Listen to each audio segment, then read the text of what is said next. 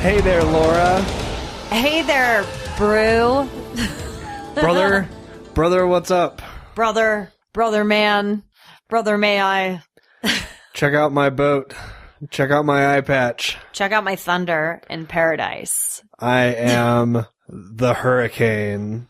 I am a drowning child at the end of the movie because they went there. So thank you for choosing this movie. Sure, yeah. Yeah, well, it's not technically a movie, and this is actually going to be a first for the Plex Files because we are going to be doing multiple episodes on this trilogy, I guess you could say. This is Thunder in Paradise 1, which is actually the first 2 episodes of the pilot for the TV show Thunder in Paradise from 1994, which is a Hulk Hogan ex Baywatch This is producers. a lot of backstory, and this is a very complicated way of saying what this is. Yes. So this was a TV show / miniseries. So it's like Game of Thrones, No, I don't think it, but I think, American I think it was Horror Story. I mean, it's in no way like similar to that with the theme. I don't think it's a but- mini-series. I think it was just a series. But why did they make it a movie? Because there's like movie It's like posters. It's like the Stewie Griffin story Family Guy movie. It's not really a movie. It's just a bunch Were of there episodes. TV shows that came outside of this though? There were episodes that I know that Hulk came outside of that woman he was pretending to be Right. married to. Yeah, well, he had to. Yeah, just when you think it's real. But yeah, very complicated way of explaining this. I personally have never experienced anything like it. Hulk Hogan is just an experience, isn't he? I mean, when I say to you, Hulk Hogan, first word that comes to mind, go. Yellow. Because of his skin tone that looks like he has jaundice, or No, he used to wear the yellow shirt. and that was going to be my other suggestion. And he had the yellow hair. And the red bandana, right? Yeah, I guess it was red. Yeah. Well, I there mean, was yellow and red. It was like I don't know. It was like his thing. Those were his I thought he colors. switched them around like underwear and ties and stuff. Well, I hope he switched out his underwear. He had a turquoise do-rag in this movie. He did For a at the scene. wedding. Mm-hmm.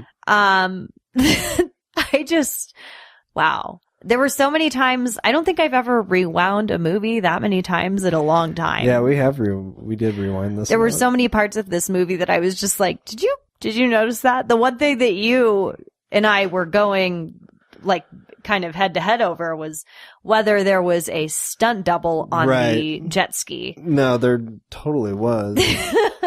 I think it looked a lot like him, but I also don't see Hulk Hogan doing that, even though he probably like got hit over the head with chairs and things and Yeah, the WWF. No, he's definitely used to this. So I'm sure a lot of people have not heard of this, so I should probably give just kind of a quick rundown on this. So, And if you have heard of it, I mean, I'm surprised because I had no idea what this was. So I first heard of this because I frequent a website called Giant Bomb, and they were going through this old video game system called a Philips CDI, which was... What the hell is that? It was like an interactive home system. It was $700, and you could play multimedia games on it, and one of them was Thunder in Paradise Interactive, and that's where you watch the episode, and it was actually the 2 final episodes of the series, which we don't have. It's called The Major and the Minor. Oh my god, the Minor this is and the getting Major. just so complex. And I saw this and I was like, well, this is so cool. Like, if I could find this show, that would be great. And so you can get this show, but it's in the format, like we said, where it's 3 separate movies. So we're going to cover them all. We're going to cover all 3 movies. There's actually 22 episodes. Wow. But the story is Hulk Hogan plays Randolph R.J. Hurricane Spencer. The most names ever that have nothing to do with one another. Well, Randolph just is, random. Randolph is the R in RJ. I kept wanting to call him Rudolph. Maybe it is Rudolph. No, it's Randolph. No, it's Randolph. I just wanted to be Rudolph. You know, I always liked Trading Places when Shadow's voice would be like, Randolph. that was kind of what Brew would say when they would beat each other up. He'd be like, you're not getting away from Randall. me. You're going to flip me over your shoulder. Anyway, not to get too sidetracked. So that character that you just mentioned, Brew, is his partner. BRU. BRU, short for Brew Baker. I forget what his first name is. I think it's like Michael Bruno? or something. Is it short for Bruno? It's not Bruno Brew Baker. That would be a lot, but I would be cool. I think it's like Michael or something, but it's played by a guy. It's played by a guy named Chris Lemon, who I've only seen in, Lemon. He gave a lemon of a performance. Lemon with 2 M. Do you think so? I think he's actually the best part of this show. He clearly knows that this is like a big giant parody of Hulk Hogan. Right? Maybe. I mean, so Hulk Hogan hooked up with the producers of Baywatch to make this. And that's kind of, tell. Yeah. And so they were kind of like, you know what? Hulk is the hottest wrestler in the world at this time, I guess. I mean, physically attractive, I wouldn't say. I mean, I don't know. He popularized the skullet and never looked back. Yeah. He goes back and forth between that and a ponytail in the future, in the now, not back in whenever this was made. So Hulk and the producers of Baywatch hooked up and like literally fucked. Yeah. And made the show, which I guess takes place in Florida, in Cuba. For a moment. Yeah, well, Florida and Cuba are pretty close together, aren't they? I mean, not within driving distance. Well, within boating distance? If you're Thunder, you can go anywhere. Okay, so they have a experimental military boat with a bunch of technology called They're Thunder. basically terrorists. And pretty much they're PMCs. They're private military corporations. Who have giant, but they're not that private because when they save someone, there's a giant celebration on a dock somewhere when they save the people. Yeah. I mean, yeah, these guys are essentially like freelancers who are building a giant weapon and they're hoping that the Navy is going to buy it off from them. And it cost them $93,000. That's a random number, isn't it? That's actually really low price for a boat. Yeah, that is.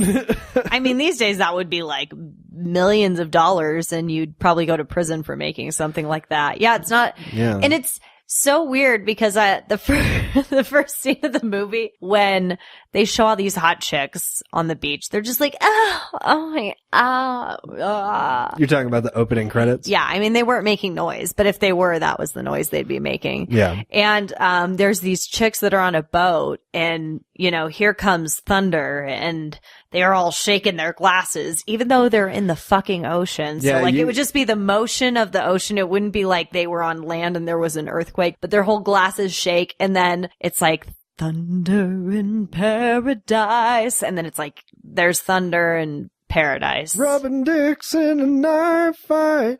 You know what I love about this song? It does one of my favorite things that some songs do, where they're singing the words like thunder in and they sing that a couple of times and they brand it into your head, and then they get to the point in the song where it's like, you guys know the words, we're just gonna go. I don't think those are words. I think they're like grunts. Well, that's what they're saying. They're like, well, we're just going to do the rhythm now because this song is so strong. Come on, audience. You know what to do. Come on. It's like a Neil Diamond concert. Or a Mariah Carey concert. Yeah. Yeah. Just sing for her. Yeah. That was so funny. And then they go under the boat and I was like, there's no way there is a bottom basement to this boat.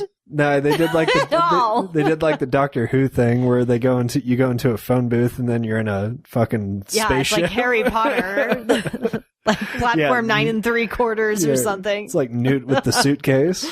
Oh my God. But then they go down there and they have like this technology that's state of the art.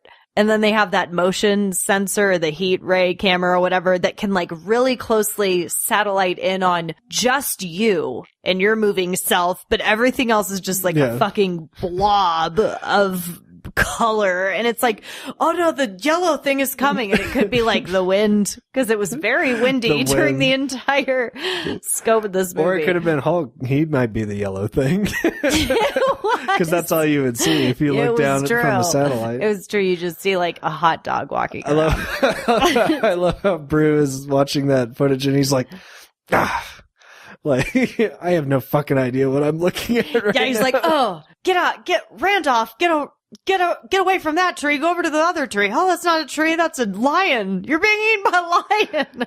Quick, pick up that log and hit those guys with it. Yeah. It was like a giant roll of toilet paper that he threw at those guys. So apparently Hulk left the World Wrestling Federation to make this show? No. Well, no. Okay, maybe. Because so in 2015, he was disassociated or let go. But that has nothing to do with this. I'm talking about when he made the show in the 90s. Oh, so you just want to blow off the fact that he's a racist? I'm just saying we can get to that point. That's 20 years later, though. That's true. Because he left the WWF to do the WCW. And then he became Hollywood Hogan. This is just, there's all these acronyms and miniseries built into movies. I'm so confused. Your sister was a wrestling fan. Does she? She was a wrestler. Yes. She's like Mickey Rourke. Yeah, I guess she was.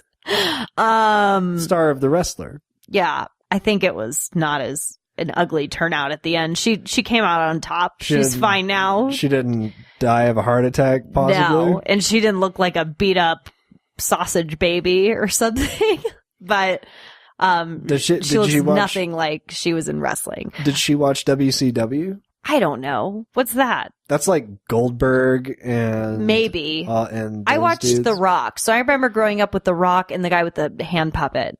Mankind. Yeah, and I remember that she asked one year for Christmas for Mankind's book. My family was like, they were just like, this is still what she said too. And I remember she had this t-shirt. It was like when The Rock was still The Rock and he wasn't acting at all. And it's like him lifting his eyebrow on the shirt. It's like, can you smell what The Rock is cooking? I swear to God, I'm going to find that picture because it is so funny. And he's just like, got his arms folded and like doing that like cockeyed brow thing. And his hair's like tall because it's young Rock. Kinda, not really. It was pretty short at that point, but he just, makes that face where he like, with the eyebrow. Yeah, with the eyebrow. The people's eyebrow? Yeah. So she was not into the Hulk generation. That was like before her time. Really? Okay, I grew up. We would have been young. I was a Hulkamaniac. I actually had a Hulkamaniac t-shirt when I was a kid. You were a boy. Like if we were, 6 or 7-year-old girls, not to say that like girls can't watch wrestling, but it just was like, I was watching like Doug and well, I was too. And I watched like the Attitude Era with The Rock and Steve Austin and stuff like that. And that was probably the last time I watched wrestling. But when I was growing up, Hulk Hogan was super popular. Oh yeah, well I remember the Hulk Stretch Armstrong thing that talked. I had marbles with Hulk in them. I had what would you do with your marbles? Play marbles. How do you play marbles? You put them all in a circle and try and knock them out of the circle. So it's like shuffleboard with marbles? Pretty much. All right. I've never played that. It's from a bygone era. That's what people used to do for entertainment. It's not really, before Pogs even existed. It's pretty much like Pogs from the 50s. I don't know. Marbles are still pretty fucking cool. Yeah, the Tiger Eye ones are sweet looking. Kind of lost them good. Was that from the movie? It's from Hook. With Toodles. Oh, I lost my marbles. Remember Robin Williams has the marbles and he goes, he really did lose his marbles. And then the little fat kid's like, yeah, he lost them. That kid was so round. Yeah, I remember that. I really got into Hulk Hogan when Hogan Knows Best was on TV. So like way late in the game. Yeah, but I loved Mr. Nanny as a kid. Loved it. Suburban Commando, I feel like I didn't see until you and I started dating. Yes. We got the double feature. But Mr. Nanny, I would rent that a lot. That was a good one. I rented a lot of movies like over and over. I had a very limited scope of like new films. Or back then when you went to Blockbuster and your parents would be like, go pick out a movie, and you'd come back with the same movie. They'd be like, you've rented this 20 times and $6 a rental. Like that kind of a thing. I would do that with Mr. Nanny. And yeah, very different movie. He's got a lot of face paint. And he's always so sweaty and shiny in movies. Well, he's a wrestler. They oil themselves up. They butter him up. Yeah. It's like that Seinfeld where's he's putting butter all over him. But like literally no one else in the movie is that shiny. I mean, Bru's pretty shiny. That's oil. It's not sexy. It's not sexy sweat. It's not like baby oil I don't sweat. know It's if like Hulk's is legit sexy sweat either. profusely sweaty. I think that's hot dog sweat. Boiled hot dog. Hulk has some cool clothes in this episode, or this movie, I guess. Yeah. And that does continue for the rest of the series. Oh, I from can't what I've wait. seen. I can't wait to see these out. But he has got the shortest shorts. They are like, just when you think they can't get any shorter, he's just straight up Speedo. he is legitimately wearing Spanx. Like he's wearing Spanx and like one of those wrestling suits that high school students wear that like cover up their nipples a little bit and go over the shoulder. But yeah, he's wearing Spanx in this movie for sure. And knee-high snakeskin cowboy boots. Yeah, and he wears these shorts, and I remember my first, I've had a couple. My first stepdad, Bill, would wear these shorts that were so short, and it was like the kind that girls wear these days where it almost shows like their panty line. With the pockets hanging out? You can see the pockets? No, there weren't even pockets, and it was like barely even material. It was like what shiny boxers are made out of. And it was just like a miracle that their ball sacks wouldn't fall out when these men wore these shorts in the 90s. I was having Fern Gully flashbacks this whole time about the fairy dance. Yeah, about Christian Slater flopping about.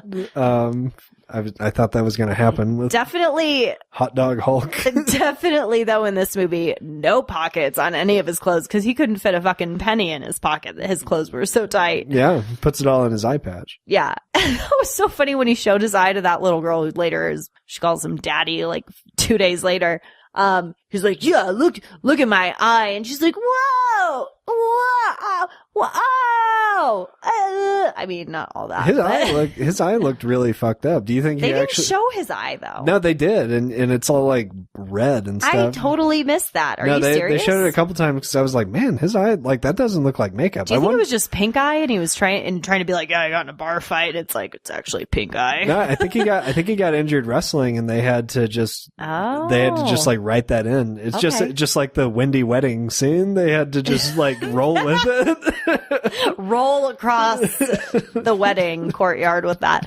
That was so funny when they had that wedding scene and it was so fucking windy outside. I was just like, did they have like a limited time to shoot this? It was literally like they had 2 days to shoot in this hotel because there was another scene on the beach and it's like super windy and it's like, God. It was just so comedic too, because it was obviously not intentional. There's no way they were using a wind machine to blow over the entire resort. That's funny because that scene starts and she's walking down and it's all windy and it's like, oh, it's windy. That's funny. But then like the whole scene goes on and it's windy and they're like, I think it's just fucking windy. I don't think they're doing that as a joke at all. Well, and it was because it wasn't even built into like their script. They were just like saying their vows and she's like, I'm going to take 80% of thunder your boat or whatever. And it was like, just like this wind blowing. It was pretty hilarious. Oh, I'm sure they had to re-record that whole scene in a box somewhere because it was just so windy. One thing that is so funny that we didn't even get to is that when they're starting off and they're going to like Cuba to save those people, because you mentioned it was like, a short drive or boat ride away. What stereotypical Cubans? Like they were smoking cigars, wearing berets, wearing Cuban uniforms. Having machine guns, being terrorists. Yeah. total Cuban stereotypes. And the woman and her son are just running around out in the open. I'm like, why don't you go into like a tornado shelter or something? Why don't you go hide somewhere? There are no tornadoes in Cuba. Yeah, they're just running around. And then when they get back to the dock, there's just all those people. They're like, yay. And I'm like, did we ever find out if this is like a senator's wife or something? Is this just like the village's most loved cook and her son? It's Alfredo and someone else. The kid's name was Alfredo. Oh. So it's like, I gotta go get that Alfredo. Those complex carbs. I love how Hulk's eating rice at the beginning, or RJ Hurricane Spencer is eating rice at the beginning. Yeah. And Brugge is like, I don't know how you eat that stuff. It's like, rice? Yeah, like rice-a-roni, the San Francisco treat. What do you think, Brew? That was so, oh my God. And then it worked. The rice worked because he was able to split that dock when he pushed it from both sides down the middle. Hits you like rocket fuel. The thing I love about Hulk's acting is when he is like reading lines, he has a higher than usual voice. Because when he was a wrestler, he'd always just be like, "Oh, give it up, Dragos," and like that's actually from Suburban Commando, where he's like fighting that video game, and she's like, "Come on, Dragos, give it up." That is so funny that you just said that. Give it up, Dragos. Because he's like, that kid's playing him. It's so funny that you thought that was from wrestling. No, I know what it's from. I'm just saying that's like back when he was wrestling. His career is a giant acting. No. I know that's from Suburban Commando. I'm just saying that's a good example of how he used to always talk. But when he's doing acting and serious lines and stuff, like in Mr. Nanny, how he's like, "Anyway." Oh, yeah. He's telling a story and the kids are like, "Really?" And he goes, "Yeah. Anyway, like, shut the fuck up, you dumb kids." But in this, he's talking to Brew and he's like, "Guaranteeing your guarantee." Yeah, he's so calm. Complex carbs hit you like rocket fuel, Brew. And so that's like his like acting voice where it's like, "Oh, I'm a little bit higher than this. Can you believe that I'm so strong?" Yeah, it's like a weird commercial for like a weird, I don't even know. And then he does the voice of Thunder, the boat, also. It's like Gene Roddenberry's wife on all the Star Trek things. He's like, "I've recorded myself saying every word in the English dictionary for this boat." He's like, "Wow, that took a lot of time." And him and Brew live together in some log cabin out on the water, like literally just this floating. It's a beach house. It's on a dock, yeah, and then he's house. Like, in typical Hulk fashion, he's like, "I don't know, Brew. I just don't know if I can do this anymore. This just is really wearing on me." And then he's like, "Just kidding, Brew. I'm going to kick your ass." Just kidding. And then they're fighting. Kicks him in the face. You can't see this right now, but we're doing like fighting stances each time we make a noise. I kicked Alex in the face. You just totally missed it. And then I'm going to turn around and get you, but I fell off the dock. Sploosh. That was so perfect. I feel like the title of this movie should be Beaches and Bitches. Yeah. It's just like bitches making out on the beaches. They use the bitches for that B-roll. It's that bitch roll. That B-roll, some boobs, bitch. The bitches on the beach are the Seinfeld bass riffs. Every time they go every time they go to a new scene, it's like yeah, it's like boobs and tits and ass. And it's like, here's a beach and some ladies who are just looking at the sun, shaking their drinks because here comes thunder. And now we're dancing. Y'all can't see it. Here's a shark. I just think it's so funny. And then the little girl in the relationship she has with Randolph is so weird. Randolph? Like, what happened to her father, do you think? Well, because she's just all of a sudden like, "Daddy!" So he's fine with it. Well, see, I don't know. I read on Wikipedia that he is her father, but I guess he's not. Maybe if we find that out in a later episode. Because her last name is Spencer. Maybe he adopts her in like 2 or 3. Maybe. I read that the actress, the little girl actress, changed after the 3rd episode. So that's so weird when they do that. And so I think in the next movies, because it will have been later on in the season, it's going to be a different girl. Like in the next movie, it's going to be a different girl playing his daughter. And so what's so weird, so he's now married. Basically, he married this girl who oversees this Beach Bitches hotel. Yeah, the Grand Floridian. Yeah. And he marries her so that she can keep the hotel, but then but it doesn't seem like that great of an idea because then she owns part of his military boat. And then is it her uncle that's trying to take possession of the hotel? And he's watching her fuck him at the end of the movie. Yeah, that's strange. Yeah, I mean, they're not actually having sex, but he doesn't know that. He's just like, "Well, I guess they know the camera's here." And they're like, "Let's just keep watching for 20 minutes and take our pants off." Yeah. Until I see a stain, I'm not convinced. Yeah. Until I see ejaculate, I'm not jacking it. Do you see that, Eugene? A stain. I knew it. All right. we can unlock the door now. Yeah, now we can believe that they are married. Which, like, what is he gonna do? Go show this before court and be like, see, she didn't marry a man. She's nothing as a woman, so I get the hotel. Yeah. So, and, you know, what's funny is I'm sure that I don't think this storyline comes up again in the next movie. Oh, so the uncle just disappears. Yeah, I don't think they're... So he just takes his sex tape and merrily goes on his way and posts it to I think of his job. I think that was like a little, you know, like a Married with Children stinger at the end where it's like, flop, flop, flop, flop, flop. What is your favorite fight scene of the movie? Of this movie? Yeah. I mean, I like the Brew and Spencer play fight. On the dock? Yeah.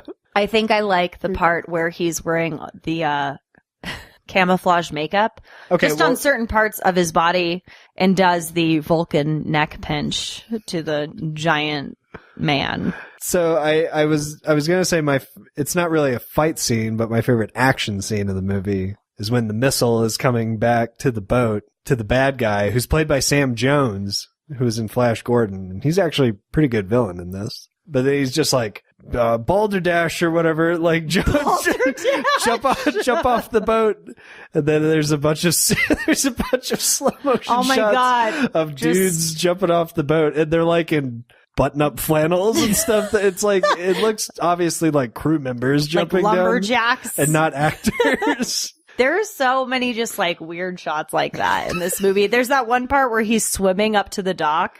And I just kept replaying it. And I'm like, doesn't he look like a koi in a pond? It's like a koi fish. Just like a koi fish. Just swimming through. And they're all like, where is he? And he's like in the very top of the water, like swimming and it's funny. like a giant. And it's funny because in action movies, it's like people get knocked out when they fall in the water. Or they die. Or they just disappear. It's like, that would never happen. You just get out of the water and grab your machine gun and proceed to kill him. Yeah, proceed.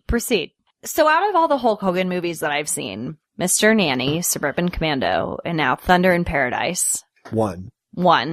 Am I missing something? Three Ninjas, 3, High Noon at Mega Mountain, which they shot here. I haven't seen Colorado. That. I haven't either. But I think they shot it at Elitch's. Yeah, you know so much about it. I know it's like a big piece of shit. And they were like, can you believe Hulk Hogan's in a movie after like 5 years?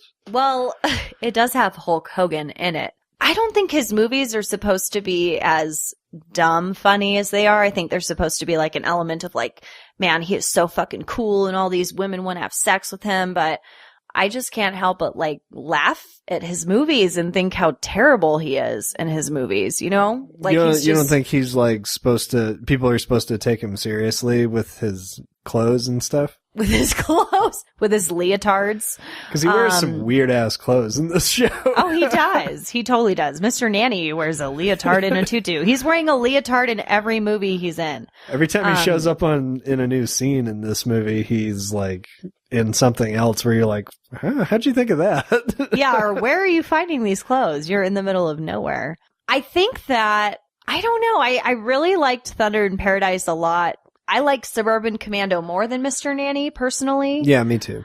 I don't know, it's just so funny. It's a good movie. Like, it really was entertaining. I was laughing really hard and kept rewinding things. It was a good, bad movie, and it's just really a shame that Hulk Hogan isn't in more things.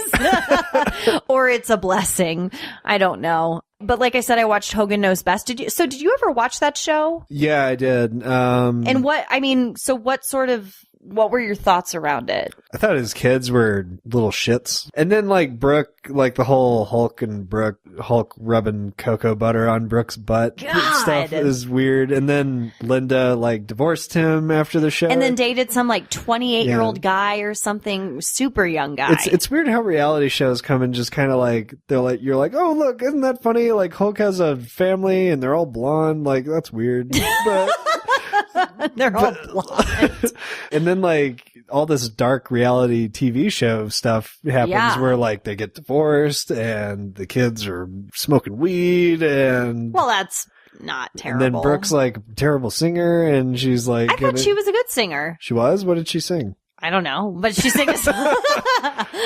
She must have been amazing. I remember like downloading her song on iTunes or something when it came out. She had a good song. I don't remember this song that you can't recall. Yeah, but I know there was. But it was good. I know there was at least. Well, I remember like they were making the music video. It was just like I just felt like whenever the cameras were there or whenever the producers showed up at their house, they just all threw on a bunch of clothes real quick. I felt like they all just ran around the house naked all the time. The Hogans? Oh yeah. Don't you think they were just like a nudist family? I mean, I don't know. I feel like I didn't see that director's cut of the show. Like, you don't need to. They're practically wearing nothing. It's like they threw on like a bikini top and some swim trunks and are like, yo, hey man. Brother, you got hepatitis, brother? What?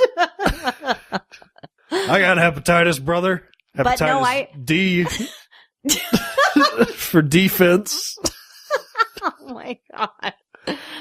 I got some vitamin C. I'm a hepatitomaniac. Hepatitis. Oh, good lord. But I liked Hogan Knows Best until it ruined his life. And he, in 2015, said the N-word a lot.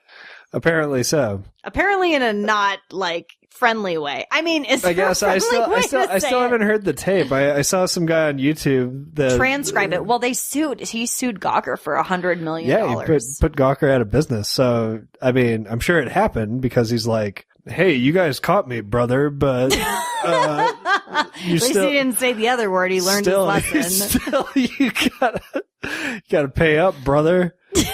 I'll give you hepatitis D. And I'll rub cocoa butter on your butt. On your daughter's butt cheeks. I don't know about all that, but I know that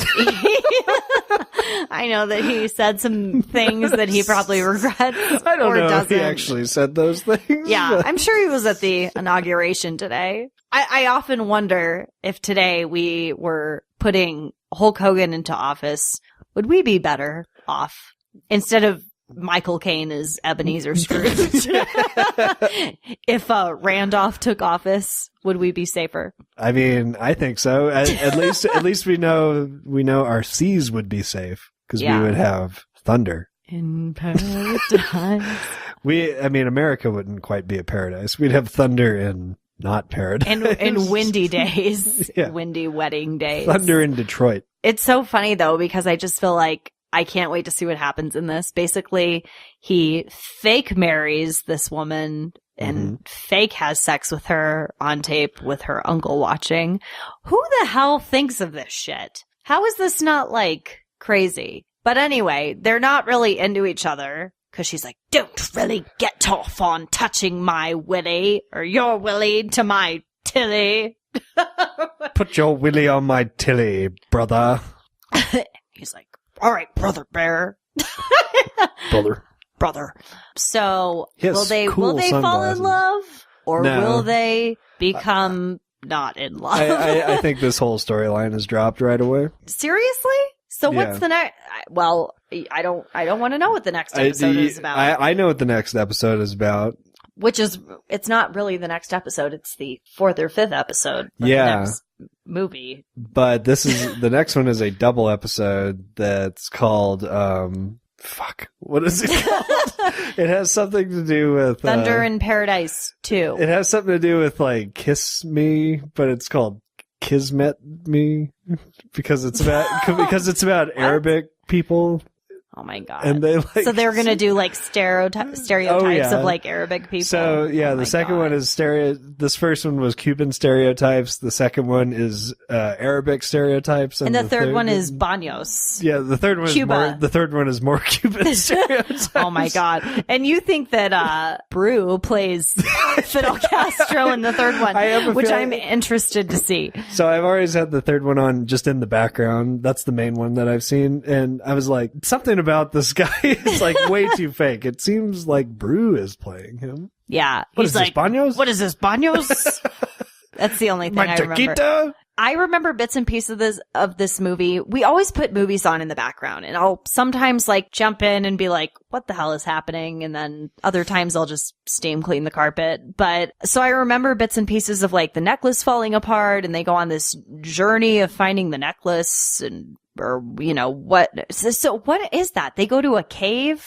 Explain that whole necklace thing to me. So what I gather is that the necklace had a pattern on it, and when you put the pattern together, it led to this like treasure, which was like a cache of weapons or something. Was that ammunition and crap that they were getting? I don't know. It seemed hardly worth it because they got trapped under that rock. Because it wasn't money, was it? I don't remember. That's the thing is I was like, what are they going after? Yeah, and how does that guy know that the necklace is that was what was so weird is like they Sam like post Jones? a newspaper article and it's like, this girl found a necklace. It's like, who picks up the fucking Denver Post and sees like that someone found a necklace in a shark? Well, I mean, it's Denver. We don't have photojournalists here that are at the bar just like, God, what am I going to take a picture of and write about in this fucking boring beach that I live in? No one will ever know I'm a journalist with this camera around my neck. Better ask the bartender what's going on. She won't get involved in any craziness. And the bartender, played by Carol Alt, is from New York. I don't know if you could tell by her accent. She's like, it was almost English. She's like, yeah, Spencer. Yeah, Spencer, come over here. I'm from the city. I thought she was English. I don't know why. I'm confusing her with the other woman. Again, I think they dropped that in the future episodes because I don't remember her having that thick Brooklyn accent that they gave her so in this. Weird. Yeah, you just wonder if like they're just that terrible of actors that they forget they had an accent, or if the director's like, yeah, that didn't really work. Yeah, maybe. I don't know. I think it's just kind of the nature of pilots, Like if you watch a lot of pilots, they end up in a lot of cases being really different or dropping a lot of things in later episodes of shows. I know on the first episode of Inspector Gadget, the cartoon, he has a mustache for no reason, and then they just erase the mustache for the rest of the show. The whole time you were saying that, I was visualizing actual pilots that fly planes. Yeah. You're like, pilots just drop that. They just grow mustaches like Inspector Gadget. And I'm like, I have noticed a lot of pilots doing that lately. Sarah Jessica Parker has curly hair on that pilot. Yeah, she's pretending to be a pilot flying some Continental airline. So if you were Hulk Hogan in that last scene, and you had to... When I had the slime on me and stuff? No. The camo? No, when you're in the bed with a niece or whatever. Oh, man, you can't get away from this scene. Well, it's so weird to me that the uncle is watching it. It's like very intrusive. It's creepy. But, I mean, wouldn't you have just been like, bitch, I've done so much for you. I've saved your kid. You better do this. I don't know if Spence is really into that. You think he's into Rue or Brew? I think he's into wearing shorts. Yeah, I think he's into leotards and koi fishing. Plus, he's got that other hoe that he's with. That he's making out with on his wedding day. It's very windy when they're making out. And he's all like, when we first meet her, he's all like, yeah, let's go in the alleyway or wherever she says she wants to go. Classy guy. And then it just cuts to something else. So you're like, oh, I guess Spence just got wet. Like, got wet. himself wetted. Well, he's by, wet by the her. whole movie. Yeah, because he's got that squeeze on him. Sounds like a loofah or something. I'm speaking in a lot of 50s lingo here, apparently. What about that kid actor who's like, whoa, ew, That's probably why after the third episode they're like, fire this fucking kid. Yeah, I cannot like, take this kid anymore. Do you think they let her really drown at the end of the movie and they just kept her under the water? They're like, we could just fire her right now, air quotes. Yeah. Because, when they throw her in there, I'm like, geez, they're going to kill this kid. Yeah, they were going to kill that kid. And they're going to kill Carol Alt with her accent. Well, they killed her accent. And they didn't kill Underwater, her. she was like... Yeah, she was like, now I talk like a normal human being. This is so peculiar. It's so weird in movies when they just like... Only in the 90s and the 80s could you just like have the action of murdering a child without it being rated R or something. I mean, you can still do that sometimes. Wasn't that like that was on TV? Yeah, I mean, I guess Walking Dead. I mean, they do that people. shit on SVU all the time, right? Yeah, well, they rape him first. Yeah, which is way worse. It's true. You see Martin Short raping kids on a TV 14 rated thing. What is Martin I've Short's... never seen that show, Martin Short raping kids. Well, no, isn't he on the SVU? And he's like, oh, you're just such a dirty girl. Yeah, because he like pretends he's a psychic and can lead them to their daughter. And he's like, best sex I ever had. Would have been better if it was Steve Martin. It would have. Would have been great if it was both of them. So, Plex File rating. I want you to keep in mind here that you may have to rank one of these Thunder in Paradises as higher than the other. Oh, okay. Well, that's good. So, what would you rate this on a scale of 1 to 5, knowing that you have seen the other Thunders in Paradise? Yeah, so I haven't seen all of them all the way through, but from what I have seen, this is the least entertaining of them all. Oh my God. Really? And that's saying a lot, because this one was actually really good. This one was really good, I thought. Oh, yeah. But I think the second one is really good, and I think the third one is even better. It's got such good music. Yeah, and Baños. With Jimmy Hart. So, how many eye patches would you give this movie? I would give this one 3. And then, and my prediction is it's going to go 3, 4, 5. But it might go 3, 3, 4. I don't know. Okay. I don't think it's going to get lower than 3, though. I'm going to give this a 4. Wow. I am. Because I was laughing so hard and I kept rewinding it. And God, I love a Hulk Hogan movie. They're so good. Like they're so bad that they're good. You really can't go wrong with it. You're just going to have a good time. And they do, but it works. I mean, I thought it was really funny. So we own this. I mean, where else is this available for people to watch? I think you can get the trilogy on Amazon for like $10 on DVD. I mean, if you were a Hulk Hogan fan or you just enjoy like The Room or Mr. Nanny or Suburban Commando or Knock Knock or Baywatch or like these kind of shows from the 90s like Melrose Place or Silk Stockings and stuff like that. It's kind of got shades of that with a wrestling show, I guess, because there's like guest wrestlers like that. I don't know who any of those people are. Like that big tall guy who. He totally has to be a wrestler, but I have no idea who he is. Yeah, and he comes out, doesn't say anything, and just like picks up Hulk Hogan. It's like in Suburban Commando where they're like, we need these 2 alien hitmen to get Shep Ramsey, and it's The Undertaker and Sting. Yeah, and I knew who they were. And then the bad guy is like some dweeby little, like, I don't know what, but genuinely appreciated this. Good. So I've noted, like, our pattern's kind of been to go with like a couple crappy movies and then some good ones. And crappy movies are good movies. Yeah, I think so. I mean, nobody gets up and goes to work early in the day to shoot something and be like, oh man, this is just going to be a piece of shit. I can't wait to finish this. I don't know. I mean, but there are movies that are genuinely bad and not entertaining and like, God, why did I just spend money on that? Yeah. Like The Happening. I wouldn't say so. I would say The Happening is definitely worth watching. It's definitely on the border of, I would not pay for a movie theater ticket, but luckily I don't think you have to unless you're going to like Elvis Presley cinemas or something like that. But I think it's just Elvis Cinema. Oh, is it Elvis Cinema? Well, I figured he owned the chain. Hey guys, I think we should start I thought I would do a petty theater. What do you guys think if we took the movies way after they come out? And we what then we make all the money on that popcorn. But thank you. Thank you. I'm glad that you like watching these movies. I'm excited to show you the other 2. Yeah, especially if I rated this a 4. It's gonna go.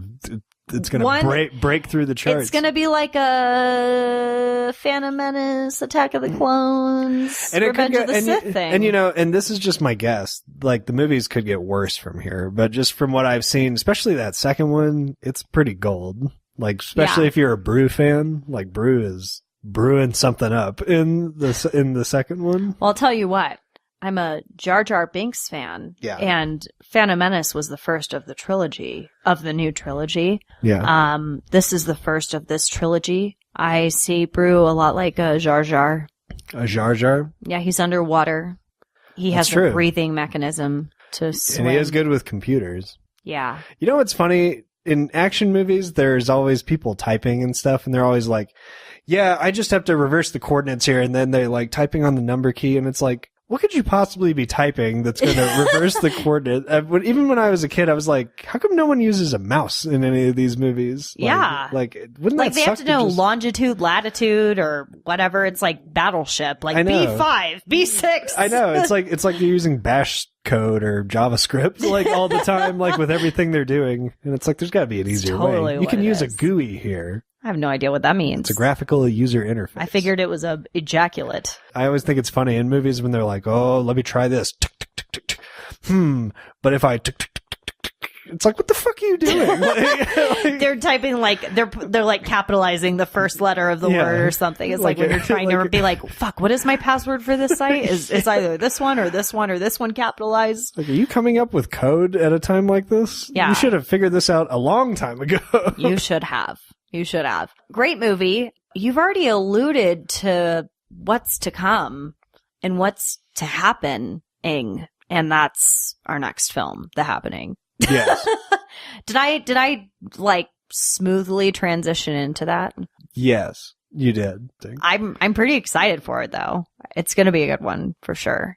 I just want to say on this day of inauguration, God bless Hulk Hogan.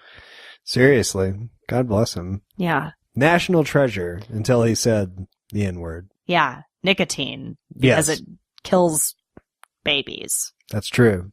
Or maybe it was... narcissist. That's true. It could have been narcissist. I think he called someone, Vince McMahon, a narcissist. I think he called someone a nincompoop.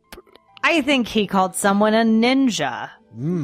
I think he called someone a ne'er-do-well villain.